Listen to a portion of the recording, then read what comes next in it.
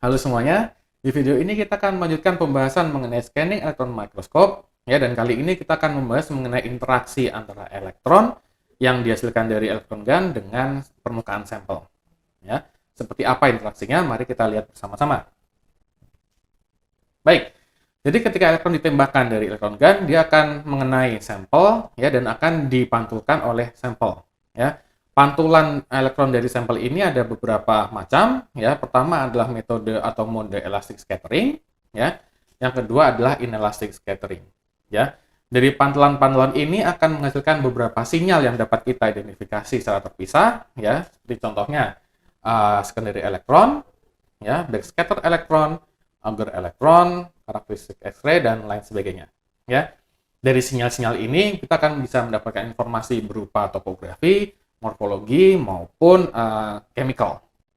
Ya. Nah, sekarang kita lihat dulu mengenai mode elastic scattering.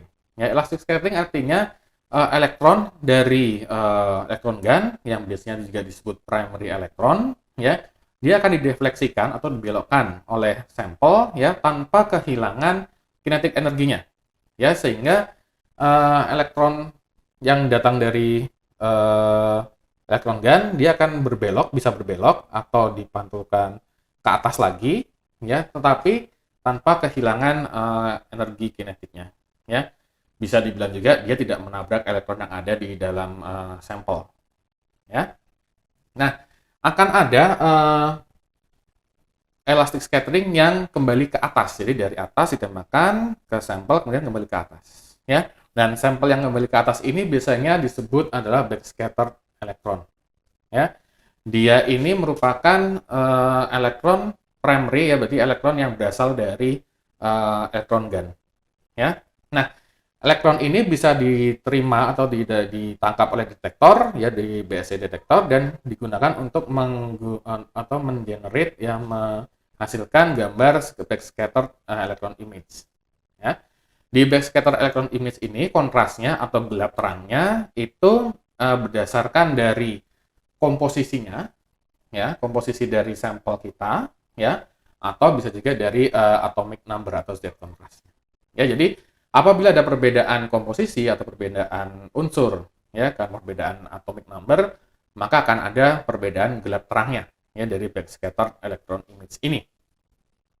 Ya, ini contohnya, ya, contohnya ini ada aluminium, ya, dengan presipitat yang ada di permukaannya. Ya, bisa dilihat di aluminiumnya lebih gelap, ya, presipitatnya lebih terang. Hal ini kita bisa ambil kesimpulan bahwa presipitatnya akan memiliki atomic number yang lebih tinggi, ya, atau bisa juga dibilang bahwa unsurnya ini memiliki Z number yang lebih tinggi atau unsurnya unsur-unsur yang berat, ya, dibandingkan dengan aluminiumnya sebagai matriksnya, sehingga aluminiumnya lebih gelap, ya, tetapi presipitatnya lebih terang, ya. Sehingga bisa diambil kesimpulan bahwa pantulan dari backscatter elektron ini, ya, apabila unsurnya atau dalam sampel kita itu unsurnya sama, maka dia tidak akan berbeda, ya, warnanya akan sama. Tetapi apabila satu komponen memiliki Z number yang berbeda atau unsur yang berbeda, ya, maka Z number yang besar akan menghasilkan pantulan lebih banyak, ya. Jadi contohnya Z2 itu lebih besar daripada Z1, ya. Maka Z2 akan menghasilkan pantulan backscatter elektron lebih banyak dibandingkan area di Z1 ini. Z1 ini lebih rendah, ya, sehingga pantulannya lebih sedikit, ya. Bisa dilihat juga karena dia daerah untuk daerah apa namanya interaksinya juga berbeda. Yang Z2 lebih kecil dibanding yang Z1, ya. Nah, karena pantulannya lebih banyak untuk atomic number yang lebih tinggi, ya, maka cahaya atau yang gambar yang kita lihat akan jauh lebih terang, ya, sehingga backscatter elektron bisa untuk melihat kurang lebihnya pemetaan apakah ada perbedaan unsur atau tidak, ya, karena kontrasnya berdasarkan dari beda atomic number, ya. Yang berikutnya adalah inelastic scattering. Ya, inelastic scattering itu interaksi antara elektron dengan sampel sehingga elektron yang dari elektron gun atau primary elektron ini kehilangan kinetiknya dan ditransfer atau diteruskan ke elektron yang ada di sampel. Ya, sehingga bisa dibayangkan elektron yang berasal dari elektron gun bertabrakan dengan elektron yang ada di sampel, sehingga elektron yang akan di sampel akan terlempar keluar. Ya. Kemudian karena elektron yang berasal dari elektron gun disebut primary elektron, maka elektron yang berasal dari material atau sampel itu disebut secondary elektron. Ya.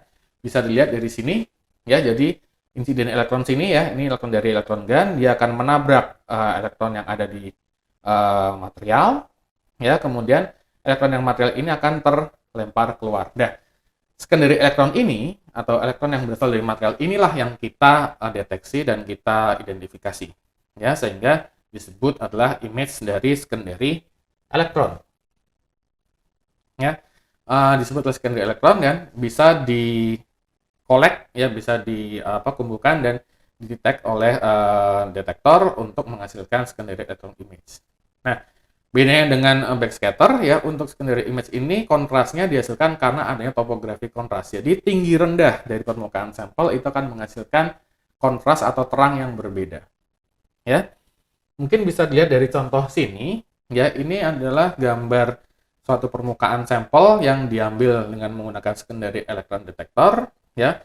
Maka bisa sedikit terlihat ya tinggi rendahnya dari suatu permukaan akan dibedakan dari terang gelapnya dari gambar, ya.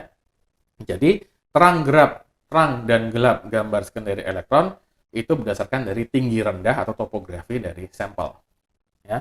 Mengapa hal ini terjadi? Hal ini terjadi karena pantulan dari secondary elektron akan sangat tergantung dari tinggi rendah atau topografi dari sampel, ya. Contoh misalnya apabila kita punya bukit seperti ini, ya, pantulan secondary elektronnya akan bisa lebih banyak, ya.